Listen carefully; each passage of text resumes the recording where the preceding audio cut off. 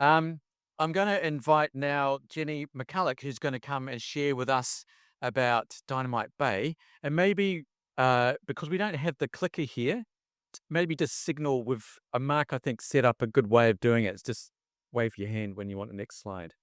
Oh, I mean, it's not time. Oh, it might be. Is it time? Okay. But Mine's timed, I think. Oh, Mark, that was a great presentation. I think I need some training. um, but yes, so my name's Jennie McCullough and I'm from Taranaki, and I think we're about ready to start as well. Is all good? Okay. So I've been asked to talk about Dynamite Bay. It's a dynamic, homegrown kids ministry launched over 30 years ago in Taranaki. Now, yeah, children's ministry is not easy.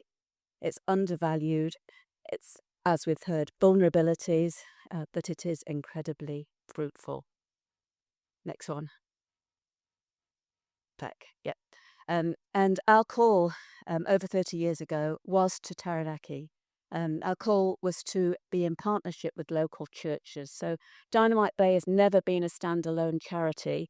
It's always the vision has been to be owned by a particular church. And most of us back in those days were involved with Presbyterian churches. The challenge has been to help children find and follow Jesus. And that's we've kept that as the vision, kept that as our mission. And as you know, over 1 million children in New Zealand, and only about a tenth of those have any connection with church or Christian families.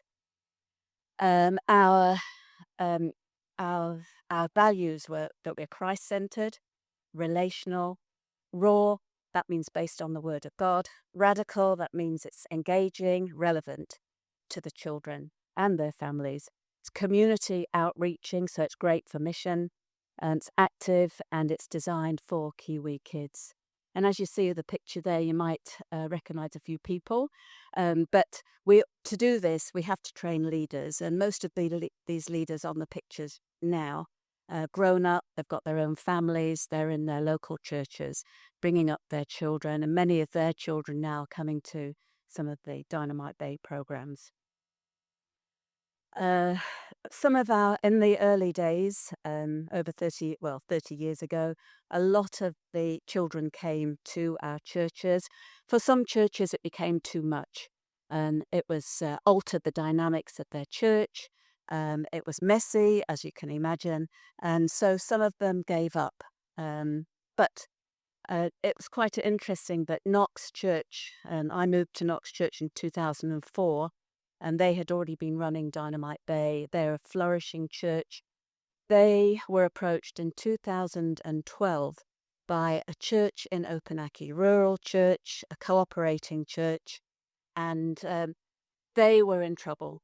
They were down to about 20, 25 people. They had been told, if you get to 20, that's it, your history will close you down.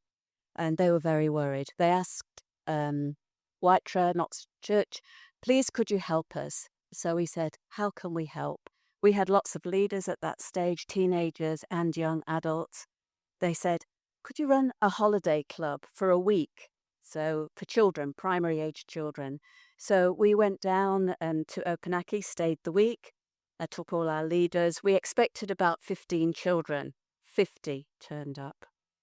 The next year we were invited back, and same happened. And somebody said, one of the shopkeepers said, why don't the churches do something for our children down here? And so that gave an epiphany to the church. So they started praying. They came up with these Bible verses, unless the Lord builds the house, the laborers work in vain, and don't despise the small beginnings, for the Lord rejoices to see the work begin. And so we partnered, Knox Whitera with Opunake, a weekly after-school Dynamite Bay club during term time. They wanted a 3-day holiday club every holiday. And over time, we had to develop a youth group because the children wouldn't move on. They wanted to stay because they'd built relationship. And it was a great time for the people of the church. They were excited, they were praying, they started 2 Bible study groups, and the older people started engaging with the children, and they were shocked to see what questions children had about the Lord. And they were excited because they could then talk quite freely about Jesus. Parents came to us and said, "You're doing a lot for our kids, but what about us?" And we thought, well, and they said, "We don't want to go to church because we're Surf Life Saving, 10 o'clock Sunday morning. We don't want to be preached at, but we do want to ask questions about God." And so we set up family nights twice a term on a Friday night. Of course, lots of food. And the people of the church, well, in rural churches, hospitality is just amazing. And so the church provided all the hospitality. They also provided the financing for our teams when we went down there. And so people would be meeting, started to affect the church. That started in 2012, about 2 years ago, and it started to affect the Sunday morning. So that's nearly 14 years. Older people were excited, and young people, teenagers were running a service, and somebody said, why don't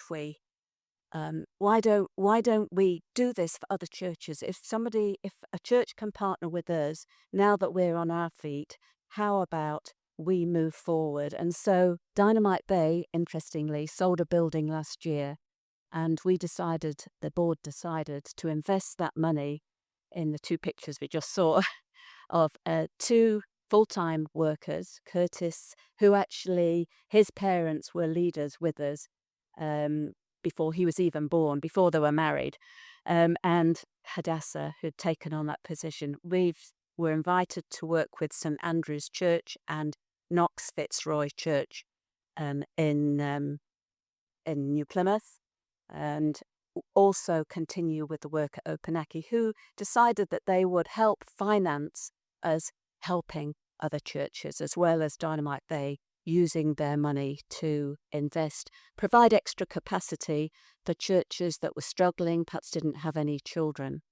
And so it was that the ministries, it's only this year that we started that Pioneer, and they've done a holiday club. They had 30 children sign up. It's the first Christian-based holiday club in New Plymouth for a few years.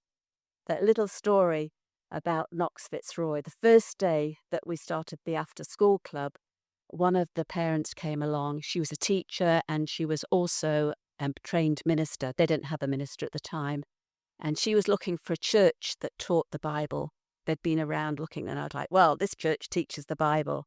And they joined that church, having spoken to some other people. And so that last picture shows us that together we can help each other. The churches helping each other, it's a win-win situation. There are many, many people in your churches sitting that can be helping others. So together with God, we can do amazing things. Thank you.